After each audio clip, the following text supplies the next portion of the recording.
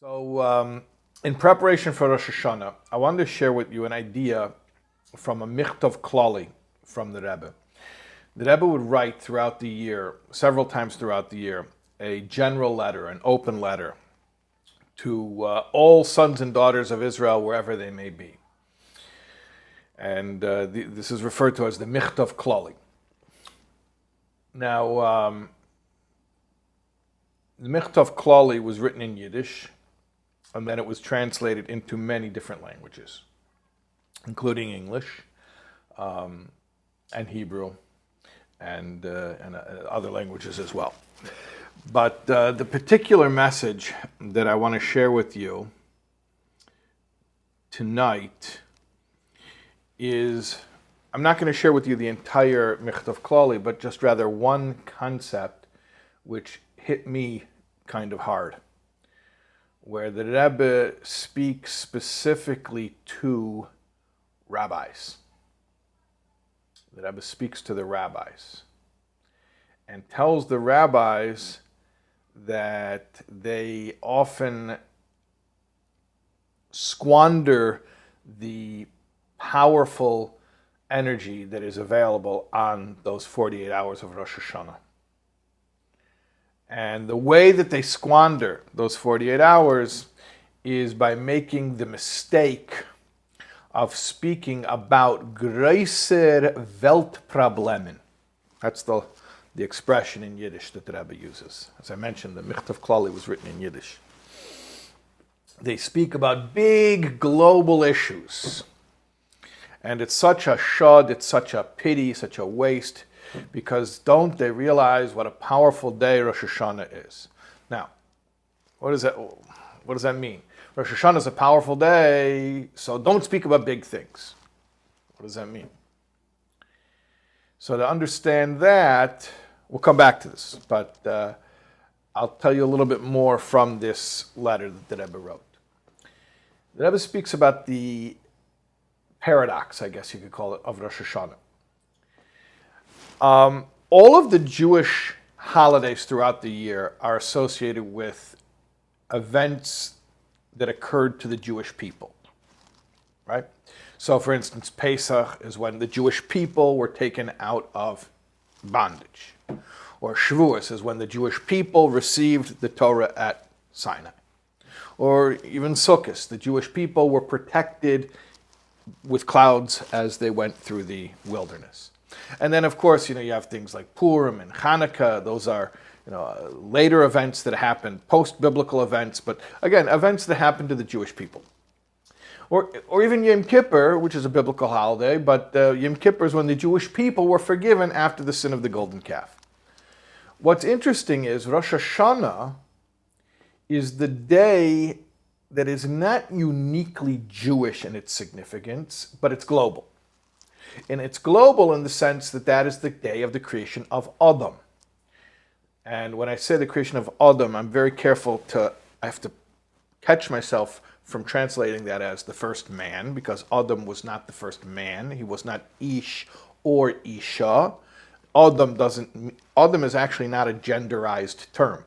Adam means from the Adama, from the earth, the earthling. It also means Adame, I will resemble, the one who resembles God. So the highest and the lowest combined together, that's the Adam. And then later Adam was separated into Adam and Chava, which is Ish and Isha, and the genders emerged. So that is something that is not unique to the Jewish people. Adam isn't just the forebearer of the Jewish people. Adam is the forebearer of all people. And as such, we might think that the way we observe Rosh Hashanah should be something more universal. Now, what might that observance be? I'm not sure. But we would imagine maybe it's some type of, like a United Nations. I don't mean the actual United Nations, which ended up not being as good of an idea in reality as it is on paper. But I mean, maybe Rosh Hashanah, we should get the whole world together And we should do something that shows, something that's universal, something that's global. And yet, Rosh Hashanah is a day where you have this paradox. It's this day of the origin of all humanity. Furthermore, it's the day when the entire universe, all of creation, is judged. Okay, so that's how Rosh Hashanah is a very, very general day. But then, on the other hand, in actuality, it's a day of personal introspection. It's a day of stock taking, of teshuvah. It's a personal day, and that personal idea, that idea of that personal connection, that individual connection, is exemplified by the shofar. The Rebbe mentions how the shofar is a solo instrument. You don't have a symphony of shofars. In fact, even halachically, you're not allowed to have more than one shofar at a time to do the mitzvah, because then you get confused. We make the bracha lishmaya koil shofar. Koil is the singular, not koilois, not plural, but singular. So the shofar is a single sound, a single voice, a solo instrument. And furthermore, not only is it a solo instrument, but the shofar is not a very versatile instrument. It doesn't produce a lot of notes. And it's sort of like a one-note instrument, which again is, representing that individual or that personal connection, the idea of the one as opposed to the all or the collective. And so we ask, which one is it? Is Rosh Hashanah this global day that's all about everyone? Or is it this very private, personal, individual day that's about each of us? And like every Jewish question, when we say, is it this or is it this? The answer is yes, right? It's both. It's both. But in this case, it's very simple to understand why it's both. The paradox isn't even that difficult to decipher. It is personal precisely because it is global. And it is global precisely because it is personal. What does that mean? On one hand, it's global because that's when all of us were created. Adam was the beginning of all humanity. On the other hand, it's personal because that's the day Adam was created. Adam, one person. In fact, that's a Gemara in Sanhedrin. It says, why was Adam created alone? Meaning not as a species, not with a mate, but just as an individual at first. To teach us that a person is a world. So there you have that paradox. Person or world? Yes, a person is a world. So you have the day of Rosh Hashanah, which is the day where the whole world was created, right? All of humanity comes from Adam, and yet it's this one person. So therefore, what's the application of this? The application is that we have to understand that on Rosh Hashanah, being personal is being global. That the individual is the world. And therefore, the way to have the most impact globally is to focus on the personal connection with Hashem. And therefore, going back to what we were talking about before, the Rebbe laments that the rabbis squander the awesome potential of the day, and they talk about global issues, because that's not how to have power on this day. Ironically, or perhaps not so ironically, because now we've explained it, the way to have global impact on Rosh Hashanah is not by speaking about global issues. It's not when the rabbi gets up and says a politics sermon that could have been, you could have heard on talk radio. No, the rabbi should get up and talk about each individual and their personal connection with Hashem, and everybody doing one more mitzvah and changing one thing that they can change in their regular day-to-day life. That's the paradox. So when the rabbi misleads the congregation by speaking about big issues, you miss the point. The way to be global is by being specific. There's a story that's told about a little boy. He went to his father, and he wanted to play with his father, but his father was busy. His father was working at home. He had a home office. So the little boy says, Daddy, come play with me. The father didn't have time. He didn't want to play with the boy. So he wanted to distract him. He saw a magazine. And so he picked up the magazine, and he tore the cover off of the magazine. Now, on the cover, there was a picture of the world with all the countries and the continents and the oceans. So the father removed the magazine cover from the magazine, and then he started to tear apart the page until it was like, 100 pieces of confetti. And then he took it and he put it in the little boy's hands, and he said, "Here, it's a puzzle. Put together the puzzle, and then Daddy will come play with you."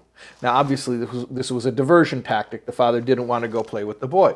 But he figures this boy, he doesn't know what a world looks like, right? The whole globe with the countries, and he doesn't know what that looks like. He's a little kid, so it'll keep him busy for a good long time.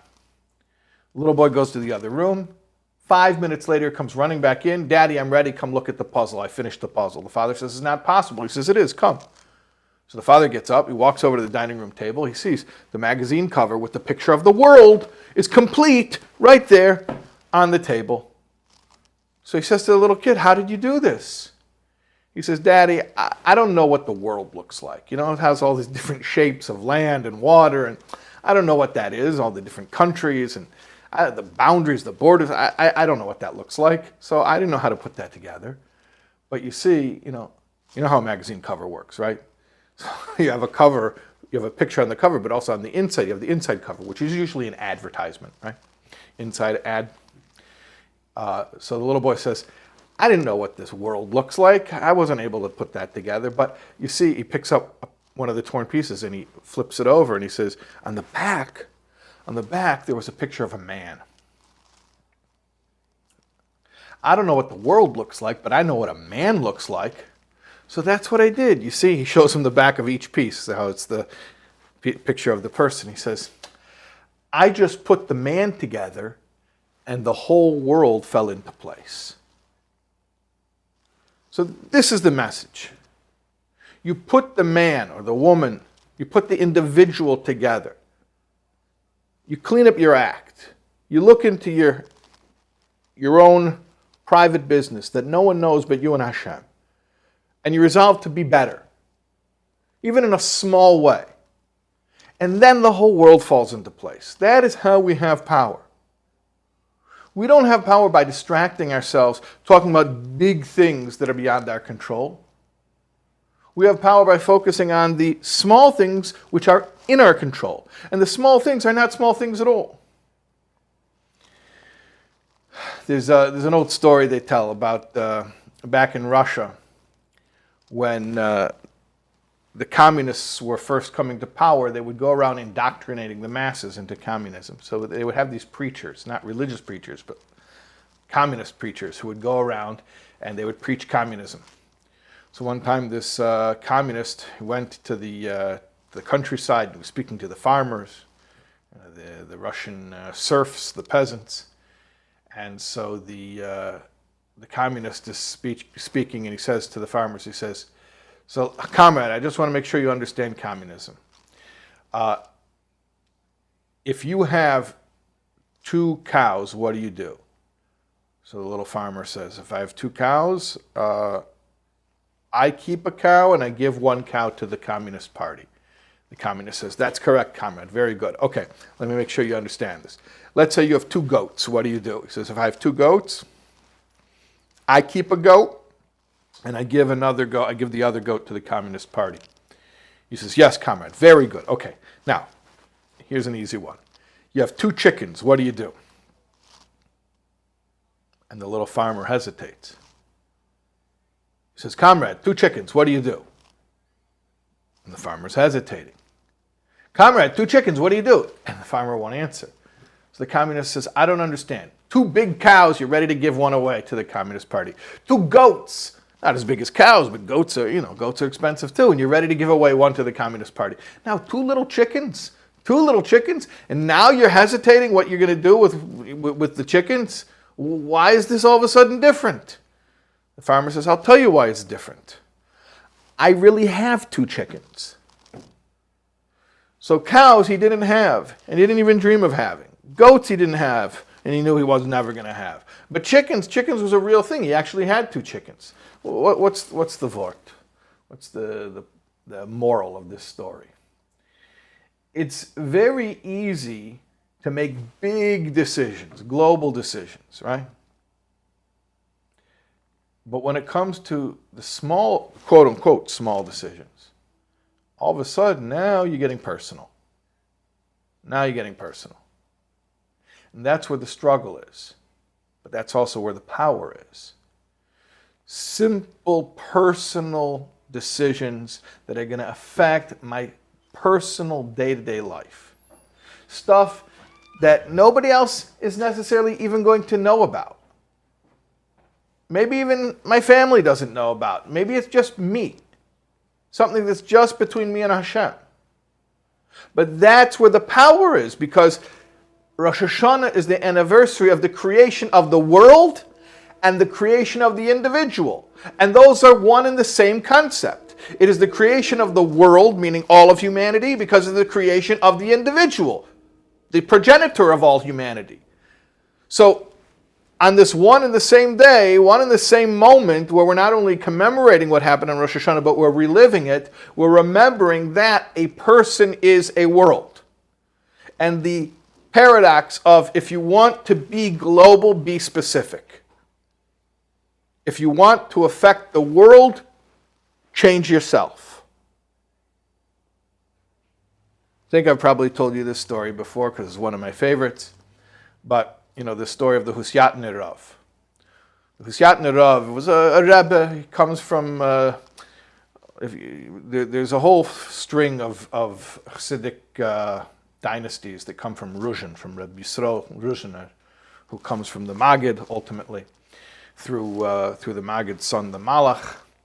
So the Husyatner Rav was one of these dynasties, or a Rebbe from one of those dynasties, and they were in the Ukraine, but then during the interwar years in the 1930s, they relocated to Vienna, Austria, for whatever reason. And Vienna today is, there's a Hasidic community there, rather thriving one, Baruch Hashem. But in the 30s, Vienna was like very cosmopolitan, coffee shops, universities, Sigmund Freud. It was like very secular. So this Hasidic Rebbe is walking down the street in Vienna, and it was a sight to be seen. So there was this German language newspaper reporter, a non-Jew, and he asked somebody, who is that interesting person? They said, that's the Husyatner Rav. And he's not a regular Rabbiner. Rabbiner is German for rabbi. He's not a regular Rabbiner. He is a Vunder Rabbiner. He's a wonder rabbi. So the reporter says, well, I've never met a Vunder Rabbiner. I've met a regular Rabbiner, but I never met a Vunder Rabbiner. I didn't meet a wonder rabbi. I want to meet one. So they said, okay, we'll arrange it. So he sits with the Husyatner Rav, and he says, pray tell, what is a Vunder Rabbiner? So the Husyatner says like this. He says, well, I'll tell you. First, you have like a regular Rabbiner, a regular rabbi, congregational rabbi. He controls a shul, a synagogue.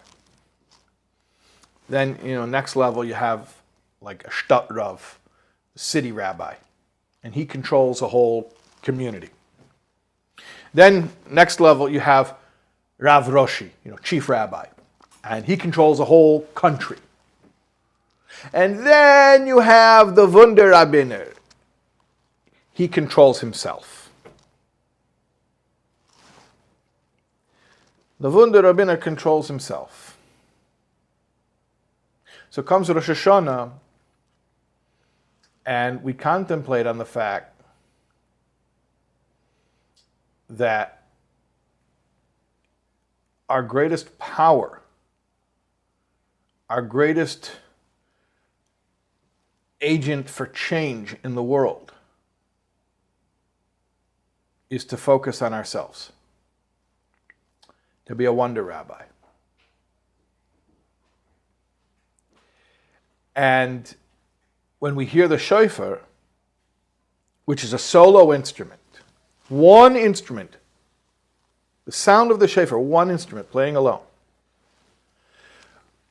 which makes a very simple tone.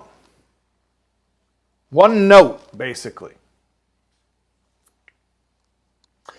When we hear the shofar, it reminds us of this power of the individual. And we are invited, urged, to look within and to be introspective. You know that during the sounding of the shofar, it says there in the machzor, in the prayer book, that in between the sounds, that you're supposed to confess silently.